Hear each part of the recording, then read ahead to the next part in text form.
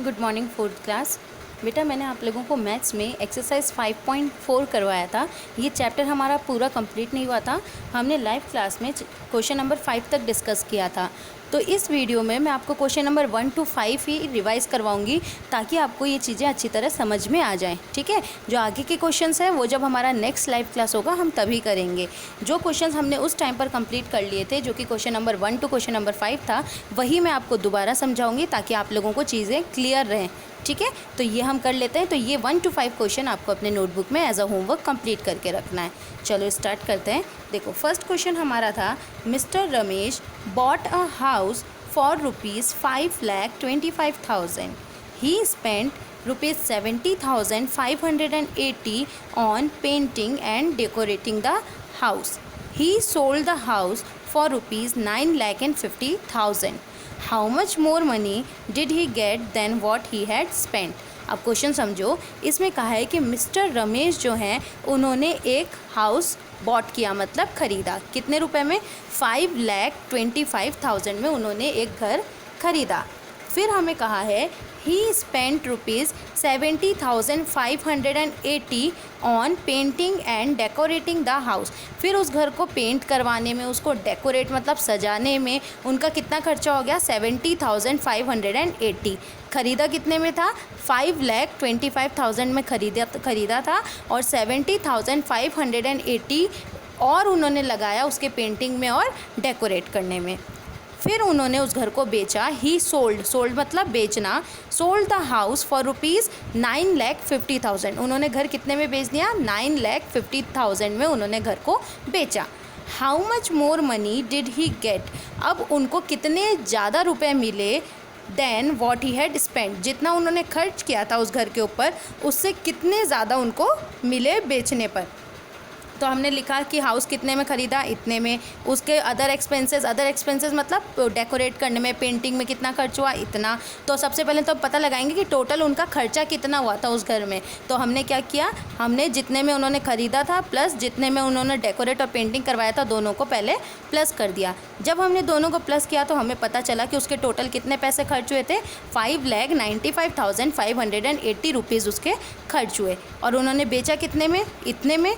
तो अब हमें ये पता लगाना है कि कितने ज़्यादा में उन्होंने बेचा है, कितने रुपए उनके पास बच गए। तो हमने क्या किया, 9,50,000, क्योंकि 9,50,000 5 लाख वाले से ज़्यादा बड़ा है तो बड़े नंबर को हमेशा ऊपर लिखेंगे, और 5,95,580 को हमने नीचे लिखा और सब्ट्रैक्ट कर दिया। क्यों सब्ट्रैक्ट किया? क्योंकि हमें पता लगाना था कि उनको कितने ज़्यादा पैसे का फ़ायदा हुआ है। तो हमने जब सब्ट्रैक्ट किया तो हमारा आंसर आया 3,54,420। ये हमारा आंसर है और ये रुपीज़ में आंसर है। ठीक है, आप लोगों के रुपीज़ का साइन लगाना है। ठीक है, तो कितने रुपीज़ का फ़ायदा हो गया उनको? 3,54,420 रुपीज़ का उनको फ़ायदा हो गया। तो हमने लिख दिया मोर मनी ही गेट। फिर हमने जितने में बेचा था प्लस टोटल जितना खर्चा उस घर पे लगा था उसको माइनस किया तो हमारा आंसर आ गया। ठीक है, अब देखो सेकंड है, the greater between the two number is 8480। दो नंबर है और दो में से बड़ा नंबर जो है वो है 8480, 8480। The sum of the number is, जब हमने उन दोनों नंबर को प्लस किया, एक नंबर तो हमें पता है जो बड़ा था वो है 8480। ये दूसरा नंबर क्या है ये हमें पता नहीं है, लेकिन हम जब इन दोनों को प्लस करेंगे तो कितना आ रहा है? 11,590 आ रहा है। Find their difference. तो अब ये पूछ रहे हैं कि उनमें कितने का डिफरेंस है। तो हमने यहाँ पे क्वेश्चन लिख दिया। अब देखो, अगर जब हमें पता लगाना है कि दूसरा नंबर क्या था तो हम क्या करेंगे, हम सब्ट्रैक्ट कर देंगे किसको? टोटल जितना आया, दोनों को प्लस करने पे टोटल इतना आ रहा था, तो इससे हम माइनस कर देंगे किसको? जो एक नंबर हमें दे रखा है उसको। टोटल में से जो एक नंबर हमें दे रखा है उसको जब हमने माइनस किया तो हमारा आंसर आया 3,110 और यही हमारा आंसर है। ठीक है, तो दूसरा नंबर कौन सा था? वो कह रहे थे ना कि दो नंबर है जिसमें से बड़ा नंबर है 8,480। तो अब हमें दूसरा नंबर भी पता चल गया कि दूसरा नंबर कितना था? 3,110 था। ये हमने कैसे पता लगाया? हमने टोटल में से जो एक नंबर हमें पता था उसको हमने माइनस कर दिया तो हमें पता चल गया कि दूसरा नंबर क्या था। ठीक है, नेक्स्ट देखिए थर्ड क्वेश्चन है, थर्ड क्वेश्चन में है by how much is 12,692 less than 50,000। ये पूछ रहे हैं कि 50,000 से कितना लेस है, कितना कम है 12,692। तो कितना कम है पता लगाने के लिए सब्ट्रैक्शन करना है। तो हमने लिखा to get the required number we subtract 12,692 from, किस में से सब्ट्रैक्ट करना है हमें, 50,000 में से करना है। तो हमने 50,000 में से 12,692 को सब्ट्रैक्ट किया।